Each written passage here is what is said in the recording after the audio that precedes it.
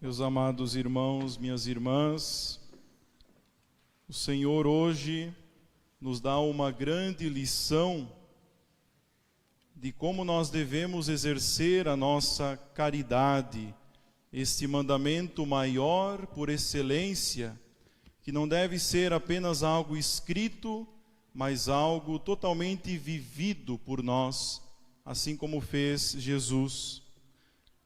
E na primeira leitura da carta aos Coríntios, que São Paulo escreve, ele ensina a eles e a todos nós a exercermos a nossa caridade na comunidade. Exercermos a caridade abrindo a nossa mão, sendo generosos, sendo homens e mulheres que não guardam nada para si, mas que sabem que tudo que tem é para o bem comum, para o benefício de todos. Isso vale para os nossos dons, os nossos carismas e até mesmo aquilo que nós temos no bolso. Aqui tem a dimensão do dízimo, da nossa oferta, das nossas coletas. E São Paulo, ele toca justamente neste ponto, onde muitas vezes nós acabamos nos fechando, tendo aquele medo de partilharmos, porque muitas vezes parece fácil partilhar a nossa vida, nos doarmos para a comunidade.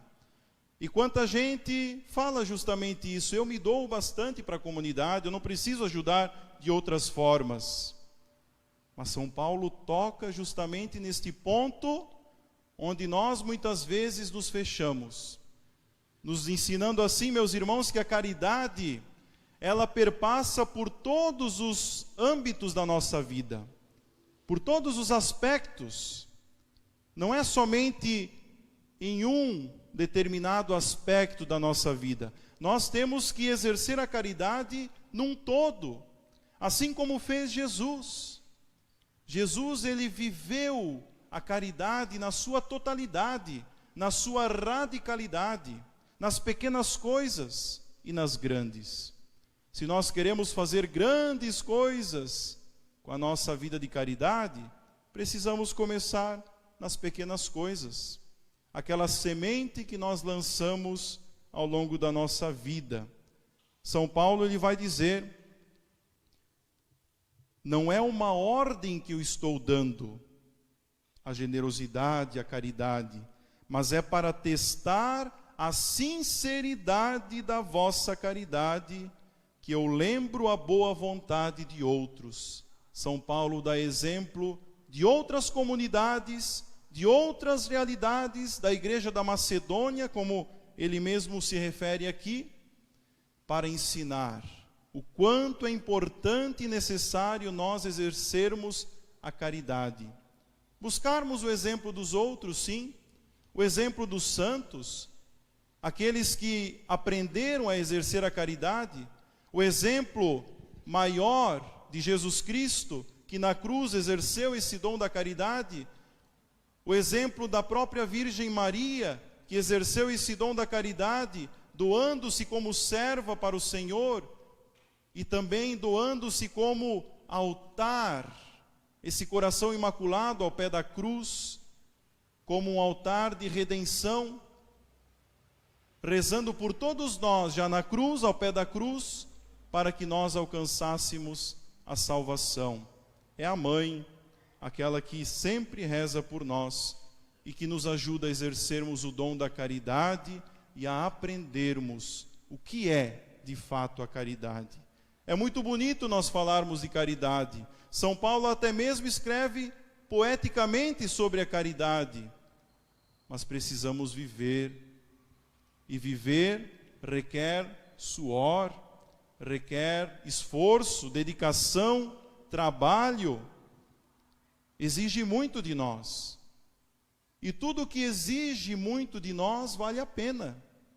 Quando as coisas não são tão exigentes para nós, nós vamos percebendo que não valeu tanto a pena assim nós alcançarmos tal objetivo. Mas quando a coisa realmente exige muito de nós, exige renúncia, sacrifício, nós percebemos que ali está o valor maior da nossa vida. E a caridade é justamente isso. E nós aprendemos ao pé da cruz. E o Evangelho, meus irmãos, tem como pano de fundo o Sermão da Montanha, as bem-aventuranças, Jesus que nos ensina a novidade do reino, os valores do reino. O mundo já tinha muitos valores, até mesmo por meio do Antigo Testamento, dos profetas, de Moisés, os patriarcas, os juízes, os poéticos. Toda a Sagrada Escritura do Antigo Testamento já vai trazer um grande valor, os grandes valores do reino. Mas Jesus vem para plenificar isso, trazer o valor maior do reino, que é também a compreensão do que de fato Deus quer para nós. Não simplesmente ouvirmos coisas bonitas, mas também exercermos belamente a nossa vida.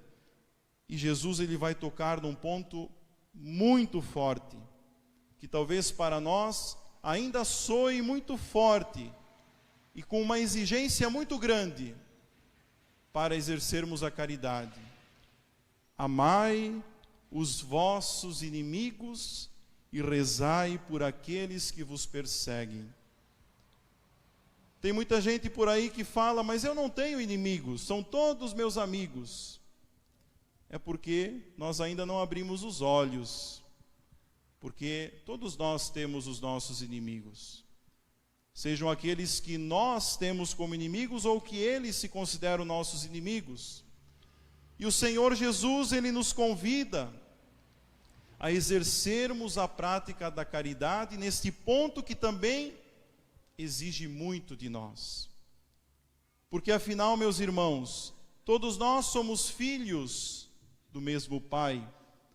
Jesus mesmo diz: se vós amareis os vossos inimigos, vós vos tornareis filhos do Pai, filhos do vosso Pai.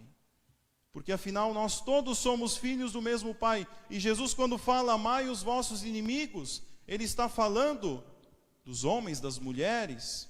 Não está falando aqui do nosso inimigo, que é o demônio. Temos que ter isso bem claro, porque talvez muitas vezes nós podemos cair no perigo de querermos ser amigos daquele que nos quer fazer mal. Da maior ameaça da nossa vida, que é o próprio demônio, que é o terror dos santos, da Virgem Maria. Precisamos entender bem quem é esse inimigo. Os inimigos são os homens e as mulheres que convivem conosco, que estão ao nosso redor, que muitas vezes têm inveja de nós, que muitas vezes querem nos destruir, acabar conosco. Precisamos exercer a caridade para com eles, meus irmãos, porque nós cristãos estamos aqui para fazer a diferença. Não estamos aqui para ir na onda da mentalidade mundana, que é cada vez mais tornar pior a situação. Temos que olhar para o exemplo de Jesus cada vez mais. E é claro que Jesus está falando aqui desse amor aos inimigos na forma que é possível. Nós não podemos ser hipócritas e dizermos por aí afora que agora eu amo todos os meus inimigos e vou abraçar um, abraçar outro, ter um afeto, uma proximidade. Temos que colocar as coisas no seu lugar, porque o primeiro passo para amar os nossos inimigos é querer o bem deles, querer a salvação deles, querer que eles alcancem a eternidade com Deus, com os santos. É o primeiro passo. Temos que dar passos para esse amor pleno para com os nossos inimigos. Mas se nós queremos o bem dos nossos irmãos que não nos amam ou que nós não amamos, já é um grande passo para a virtude da caridade para com esses nossos irmãos. Vamos aprender de Jesus, que disse na cruz: Pai, perdoa-lhes, eles não sabem o que estão fazendo.